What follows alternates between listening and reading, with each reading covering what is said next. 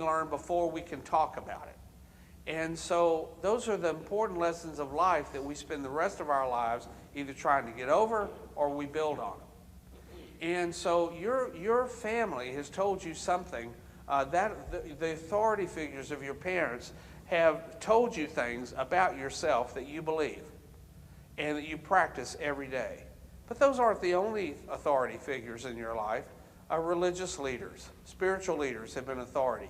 You can remember teachers, coaches, important, maybe it's, maybe it's an entertainment figure, media person, whoever it is that you assigned authority to in your life, meaning that what they said carried great weight with you. You've been picking up and piecing those voices together.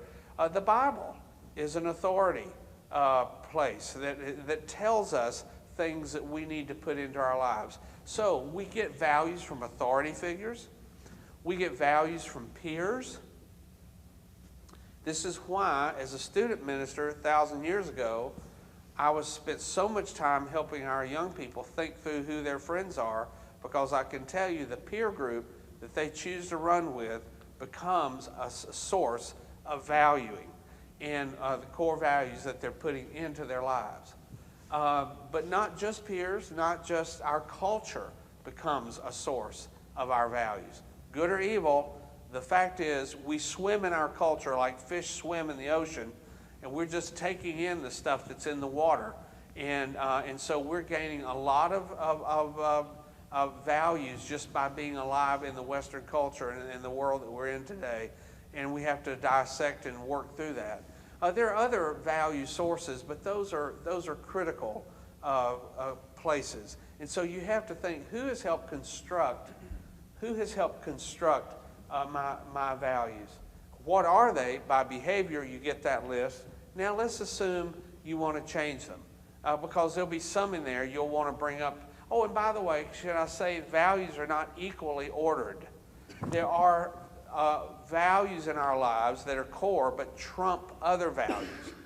And if given a decision, we will give weight to some values more than others. We may, for instance, value security and comfort above mission or risk. Or the flip side, the flip truth may be true for you. I don't know. But I'm just saying we all come to various things. What job to take? What next assignment? What should I do? Those values are the voices that are helping us come to that decision. Now, if you want to shift values, then there are a couple of things, just two. There's a whole bunch of stuff, but I just want to focus on two things that will help. First of all, you have to create venues where you can practice the values that you really want to hold. When I work with church leaders, for instance, and they're saying we want to shift the culture of our congregation into being more missional, then I work with them in helping to create venues where people can practice being missionally engaged with the community. That's an important thing to do, because if we just tell people we need to all live missionally, loving our neighbor and all that, but we don't create venues where people can practice that, then we're doing a disservice to people. And but it's also true in our individual lives. If there's something we value that we want to strengthen, then create some venues where you can strengthen your risk component, or whatever it is that you're wanting to go for. So that's an important thing, because you behave your way into what you believe increasingly, not the other way around. The other thing I would say to you that's absolutely critical in values formation and shifting is accountability. Now, when I bring up accountability, and you would expect accountability to come up eventually in a course on discipleship.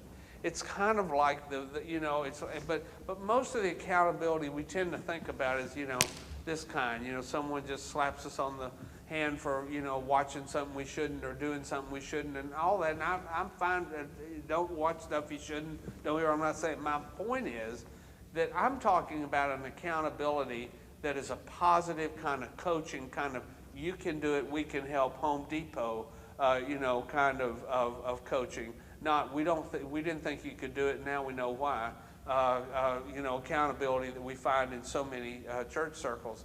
This is about helping your friends and helping you become more the person that you want to be. So accountability means that you assign to people the permission, you grant them the permission to check in your life, in fact, you first of all are accountable to yourself.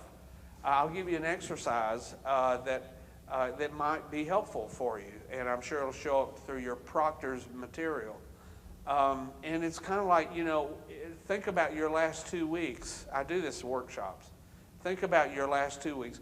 What would people say is important to you based on what you've done the last 2 weeks? Now that feels artificial, like I snuck up on people, because they always say, well, but the last 2 weeks have been special.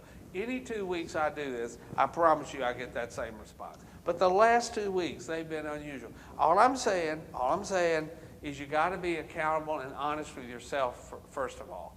And just to do that periodic, let's just stop, let's review, what am I saying is important by what I do. The second thing is that you give people permission to speak into your life on some routine basis. Don't make them have to knock on the door and but you give them some way of doing that very same thing.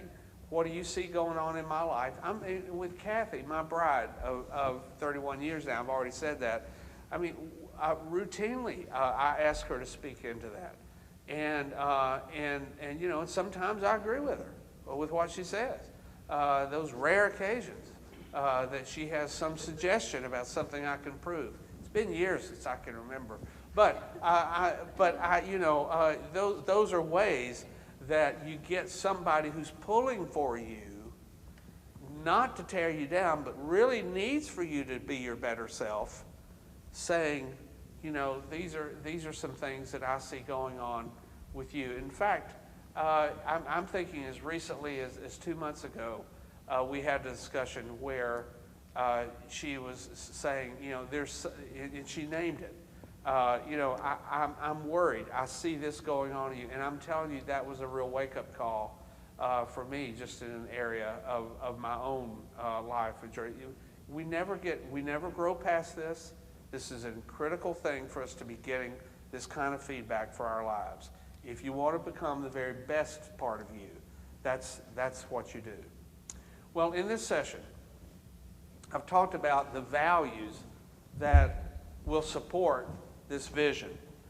And I can tell you there are things that you need to do to behave to get you where you want to go. This helps to inspire these, but if these are not in place, what you find then is people that have dreams of where they want to go, but their life actions don't match their dreams. So what you've got in the classic business sense is a vision value misalignment. So you go into the organization, it's like swimming through glue. But let me tell you what it really is for you. It's called a nightmare. Your dreams haunt you because you're not able to live into them, because the belief system, your action system, doesn't support it. That's how important this is.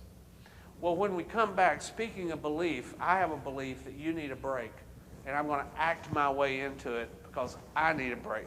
This is about me. Have we mentioned this yet? And so when you come back the next time, we're on to the next piece of a spiritual preparation way of viewing life so that we can be missional followers of Jesus. See you then.